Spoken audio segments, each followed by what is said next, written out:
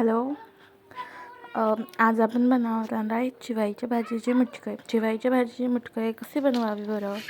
तर पहिले चिवाईची भाजी अशी असते आणि चिवाईची भाजी मुटक्यासाठी आपण तुरीची डाळ हे आपण दुपारी 2-3 घंट्यासाठी भिजू घालूया.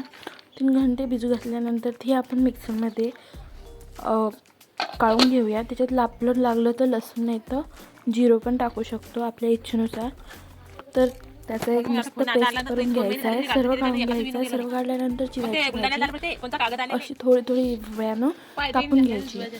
चाकूनं कापून घ्यायची आहे. चाकूनं कापल्यानंतर त्याच्यासाठी कांदा चिरायचा आहे आणि कांदा पण त्याच्यातच टाकून घ्यायचा आहे. चिवाईची भाजी तोडायची आणि नंतरच कापायची आणि धुवून ती त्याच्यामध्ये टाकायची. कांदा मी नाही म्हटलं, तुला नाही म्हटल्यावर नंतर मीठ टाकू.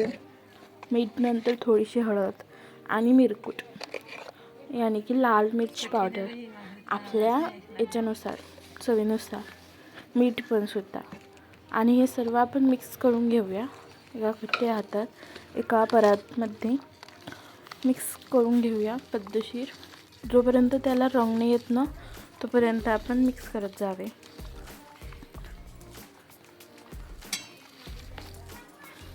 तुम्हाला ही रेसिपी कशी वाटली हे मला नक्की सांगा कमेंट्समध्ये. कारण की तुम्हाला कदाचित माहीत नसेल की रेसिपी वेगळी आहे. कारण की याला विदर्भात फुंडकी असं पण म्हणतात. तर आपण हे मिक्स करून घेऊया आणि मिक्स केल्यानंतर ना याचे असे लाडूसारखे लाडू बनवायचे आणि चाळणीमध्ये ठेवून द्यायचे ह्याचे स्टीम करण्यासाठी. तर आपण हे मिक्स करू. आणि तुम्हाला कधी आपल्या अननोन रेसिपी ह्या आवडत असतील तर लाईक करा, शेअर पण करा आणि कमेंट्स पण करू शकता. कमेंट्स बॉक्स ओपन आहे प्लीज. सो आपण अशा हाताने त्याचे लाडू बनवून घेऊया. थोडेसे लंब वर्तुळ असतो त्या पद्धतीने लाडू बनवायचे आहे सर्वच याचे. आणि तुम्ही मिक्स जो कराल ना तर मिक्स तुम्ही जेवढे जास्त कराल तेवढे जास्त मस्त बनेल. तर मिक्समध्ये हे गडबड नका करत जा. आपण त्याचे एकामागे 4-5 लाडू बनवून घेऊया. लाडू बनवणं झाल्यानंतर आपण एक पतीला घेऊया. पतील्यानंतर स्टीम ठेवण्यासाठी पाणी घेऊया आणि गॅसचा फ्लेम मीडियम ठेवायचा.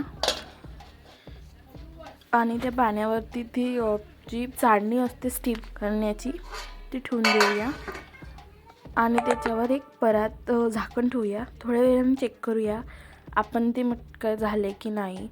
त्याच्यामध्ये चमचा कधी गेला आणि निघाला त्याला काहीच नाही आलं तर समजून जायचं मुटकं झालेले आहे. बट काही आलं तर थोडंसं स्टीम होऊ द्यायचं. तर हे असे मुटकं झालेले आहे. Thank you for watching and subscribe this is channel.